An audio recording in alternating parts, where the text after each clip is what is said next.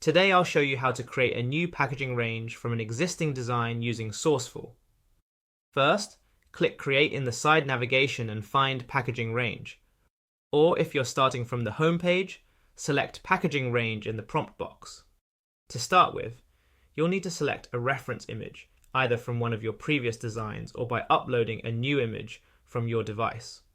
For this example, I'll choose one of my previous designs, this bottle from the brand Nula. Next, select the packaging types you want to visualize your design on. For this demo, I'll pick 4 packaging types that suit drinks products. When you're ready, click Generate to start creating your range.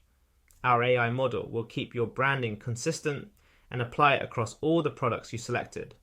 After a short wait, you'll see how your design looks across different product types, helping you visualize your full packaging range. It's much faster than creating each one manually and ensures your branding stays consistent throughout. If you want to make tweaks to any of the designs, click Start Edit. This will open the individual design so you can make specific adjustments without affecting the full range. And that's how you can build a complete packaging range in minutes with Sourceful.